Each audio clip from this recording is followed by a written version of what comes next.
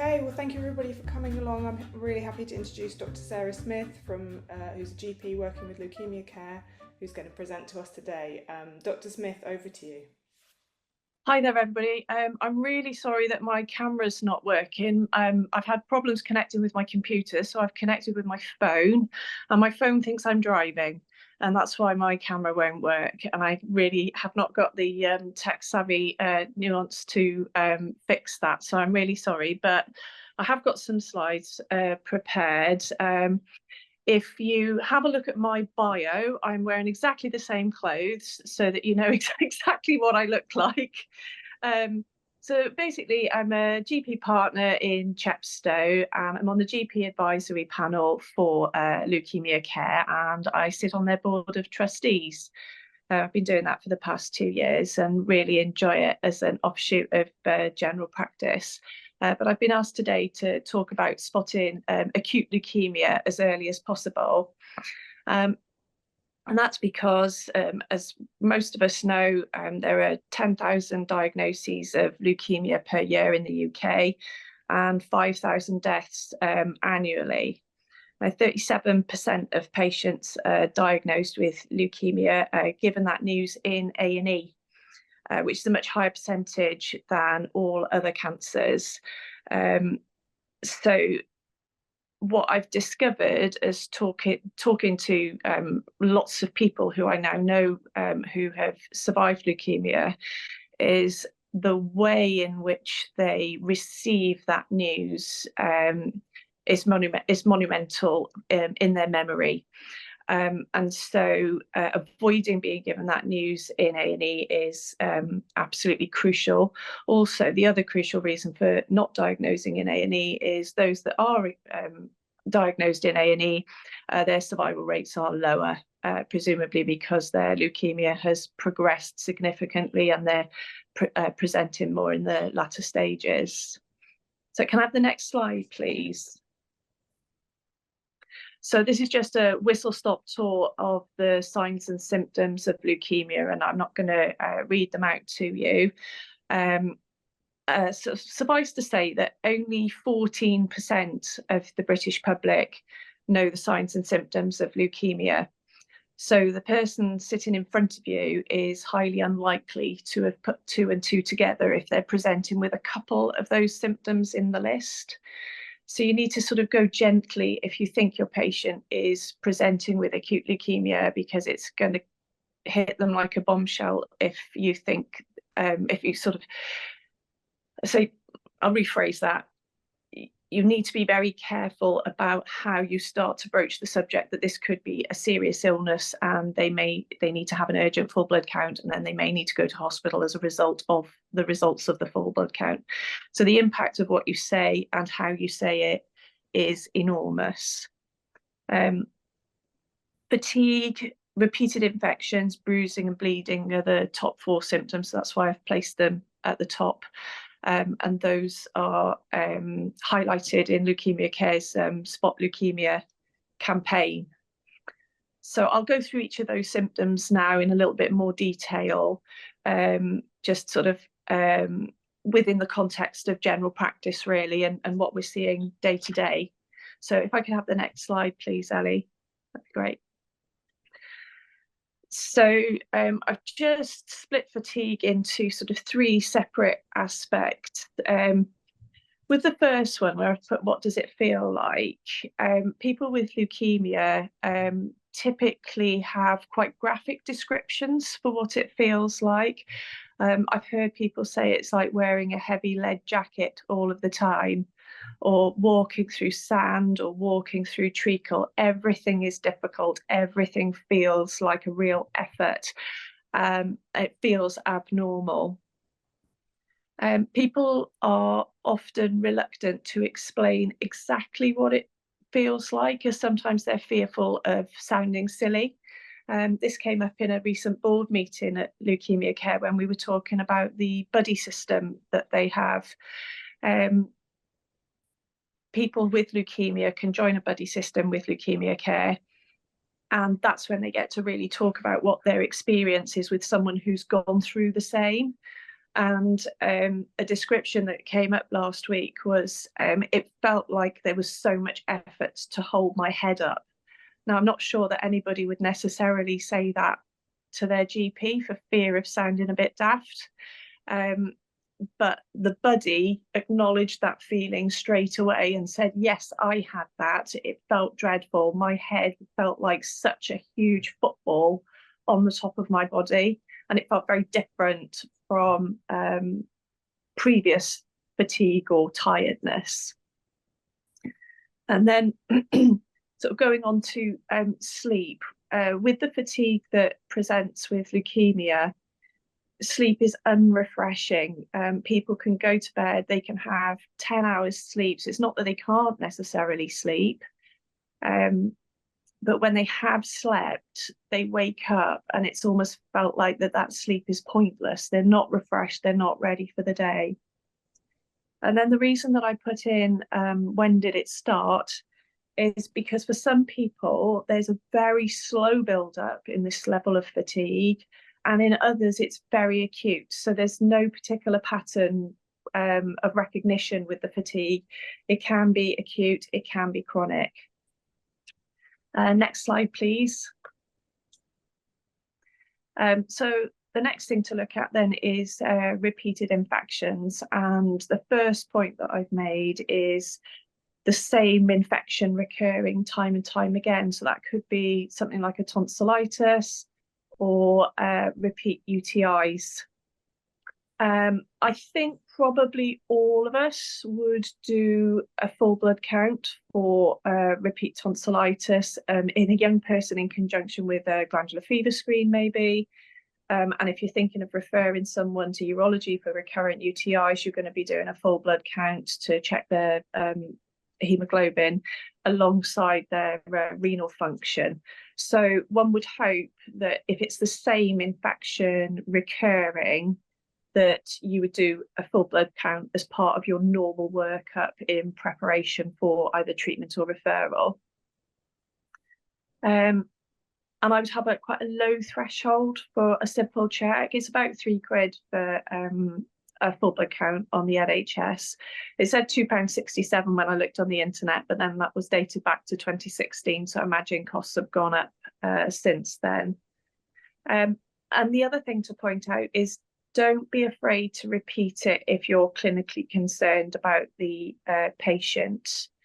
Occasionally, a full blood count in leukemia, in early stages of leukemia, might still be normal. And I've come across a lady who took quite a long time to be diagnosed because the blast cells hadn't spilled out from the bone marrow. So her blood count was normal for 3 times before those abnormal cells were picked up on her 4th full blood count.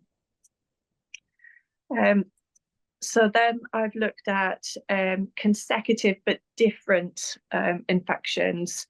Another AML survivor that I know who's now 5 years down the line and gives me a lot of help and support with regards to my knowledge on leukemia.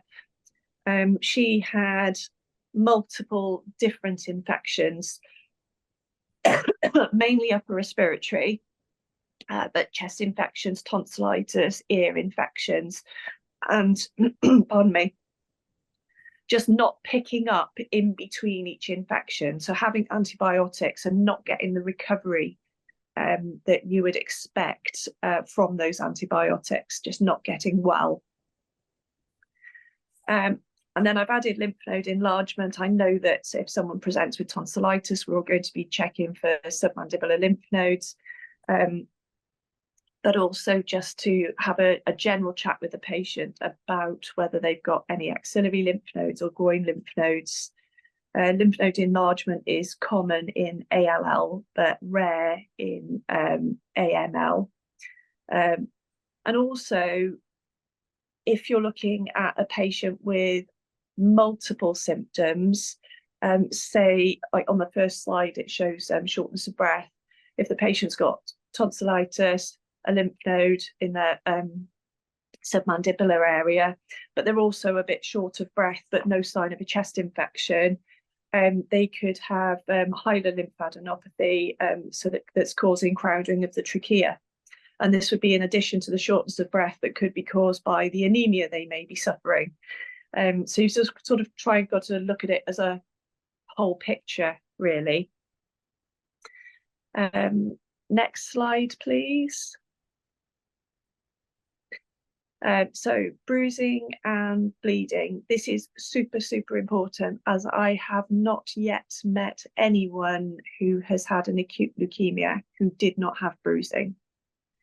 Every single person that I have come across who has been diagnosed with an acute leukemia had bruising somewhere to a greater or lesser extent. I've written the number and location of bruising there as the sort of top point. Often there's no history of trauma. It could be bruising, it could be petechiae, and it could be in unusual sites. Obviously, unusual sites do ring alarm bells.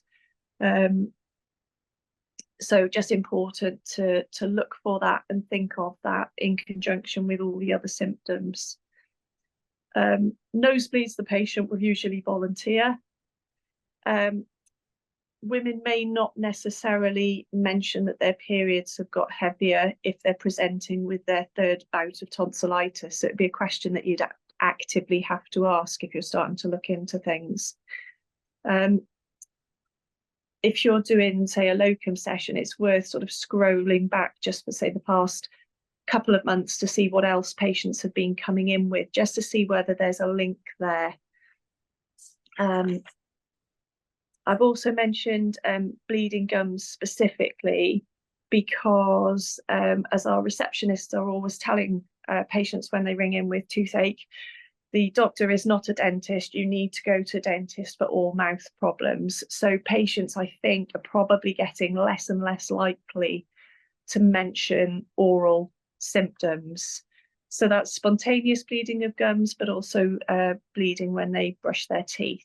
And often you may have to follow that up with, do your teeth bleed all the time? Is that a regular thing for you? Or is this a new phenomenon that you have noticed? What I haven't put in there, because it's not bruising or bleeding, is patients may or may not mention oral ulceration. So it's important to look for that. Then next slide, please, Ali. So I think I must be talking too fast. I'm rattling through because this is my last but one slide. So we'll have loads of questions and hopefully Steve will arrive. With regards to other symptoms, as I've sort of alluded to earlier, there are multiple differentials within the shortness of breath. You've got your potentially elderly patient presenting who's already got COPD and a bit of heart failure, who's always short of breath, but now it's worse. You've got your patient who's become anemic and is short of breath due to their anemia. And potentially you've got your patient with this sort of hilar lymphadenopathy crowding that may be pressing on their trachea and causing shortness of breath. Sometimes it's subtle, sometimes it's in a young person and they don't mention that they're short of breath just going up the stairs or that it exhausts them.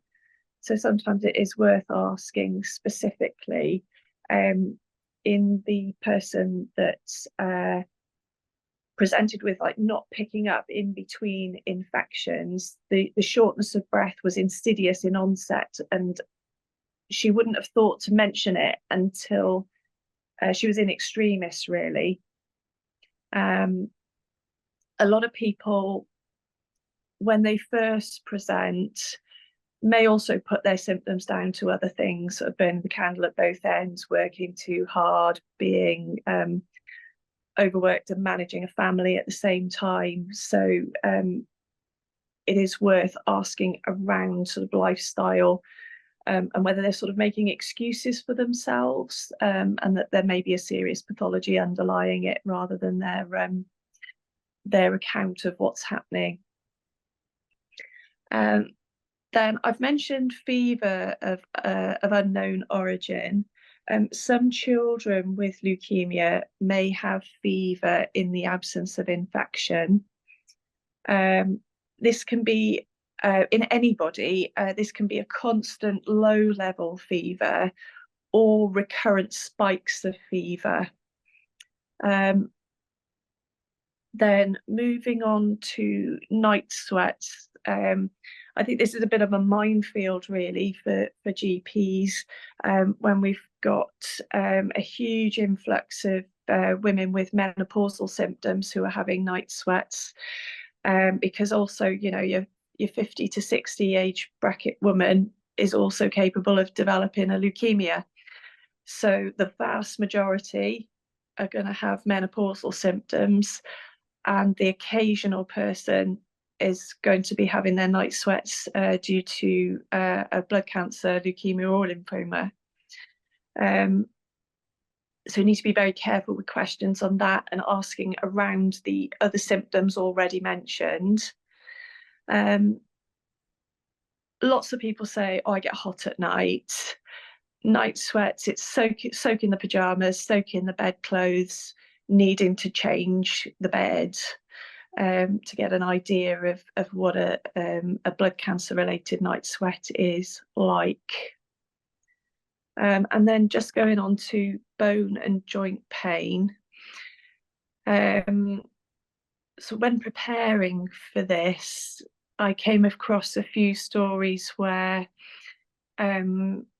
children have been taken to GP and diagnosed with growing pains. And it's very, very difficult because children can cry at night, they can complain of pain, it can be something, it can be nothing. So I think this is a very, very difficult aspect of diagnosis. But typically the description of this type of bone pain is that it's deeper and sharper than muscle pain, and it is often worse at night. And a child in particular may then present with a limp. So bone and joint pain have been reported in 21 to 59% of children presenting with acute leukemia. The internet says that only 4% of adults get that symptom, but a survey of more than 2,000 people with leukemia carried out by Leukaemia Care in 2018 showed that approximately 20% of people experienced bone or joint pain. Another lady that I know through Leukaemia Care had a background of fibromyalgia and was very used to pain. And it took a while for her, I know we're talking about acute leukemia today, but it took a while for her chronic leukemia to be diagnosed because she was always back and forth, her GP, complaining of pain, whole body pain. So when she developed her bone pain, maybe not enough emphasis was placed on that as being a change.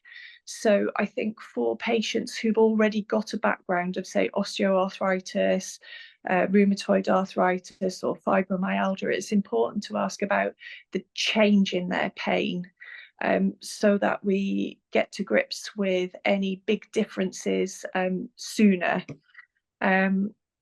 So yeah, that was just a pause for thought really when she explained that to me, because I think that potentially I would have missed something there if it was someone that I knew well and they were just complaining of more pain than usual. I think I'd have probably gone down a stress route of asking, you know, how things were at home. Next slide, please, Ellie. So the crux of all of this is to get a rapid full blood count. And NICE guidance suggests that if you're suspecting acute leukemia, you should get a very urgent full blood count. Now, the definition of that is from NICE is within 48 hours. I think if I'm sitting there thinking someone's got acute leukemia in front of me, I'd want to do a full blood count there and then. But of course, this depends on your phlebotomy availability, what transport you've got to the lab, and how quickly you can get results. I think if push comes to shove, we're all capable of taking blood and we should do it ourselves. My local practice, their last transport goes to the lab about 10 o'clock in the morning. So if you see somebody after that, it's going to be more difficult to get a full blood count done that day. My practice, I'm really lucky. We've got a man with a van who comes 3 times a day. So we've got a pickup at 10:30, pick up at 12:30, and then a pickup at 3:30. So that only leaves us with 2.5 hours or 3 hours where someone could present, and we've got to wait until the next day. Friday afternoon is always a problem. And so I think your decision there would be whether you're going to actually admit the patient if you've got a high enough index of suspicion, or whether even the patient's willing to take the blood down to the hospital and drop it off, or whether you've got a member of staff who'd be willing to do that.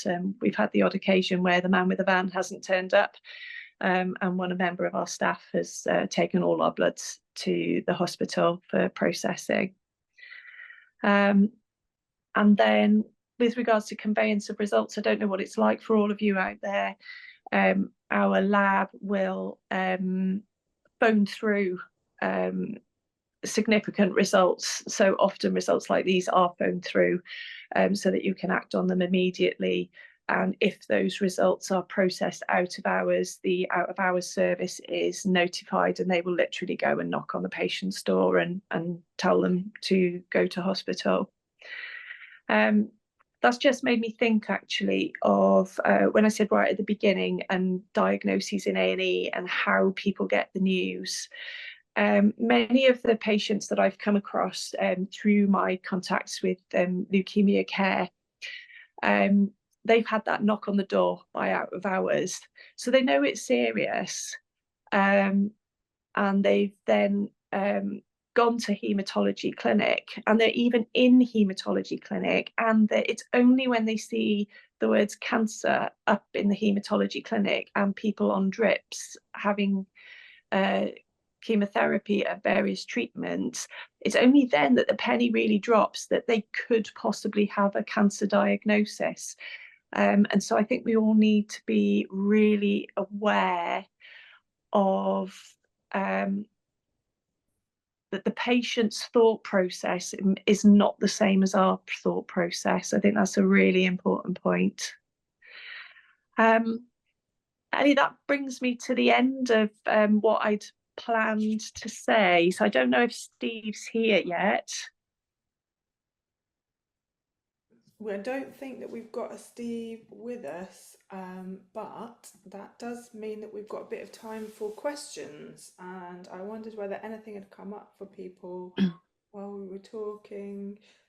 For example, Nick's put some really great resources in the chat, but maybe there's something else that you were hoping to learn or get out of today that you'd like to ask Sarah while we've got her. I don't know, Sarah, whether you've got any kind of types of things that you know are on GPs' minds at the moment. I think a lot of it is that we're all really rushed. I know that everybody out there has tried to bat through their morning clinic so that they can hop onto this webinar, and some will be just hopping on now thinking, oh no, I've missed the main talk.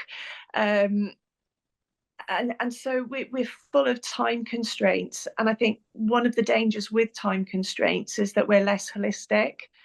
And that's what I was saying about, having a quick look back through the notes just whilst you've buzzed the patient, they're walking into your room, and say you're locuming or just doing a session in a practice that you're less familiar with, so it's not a practice where you know your patient cohort. Just have a quick look back. Have they been in a few times with the same problem? Have they presented with something different that is on that list of signs and symptoms of leukemia? Is there anything that's going to prick your ears up and ring alarm bells and make you think, okay, this may not be a straightforward tonsillitis, this may not be a straightforward chest infection. So it's stuff like that, really. It's just the busyness of the job. Yeah, that's great. Thank you, Sarah. I particularly was really interested when you said that, kind of remarked, oh, well, it's not beyond a GP to take bloods themselves. I wondered if anyone here would hesitate to take their own bloods, maybe from time constraints or maybe for another concern, but maybe that you all feel like, yep, I would do that myself. But If nobody's got any questions, we can wrap early because I know, as we said, everybody's time poor and probably wants to have a bit of their lunch hour back.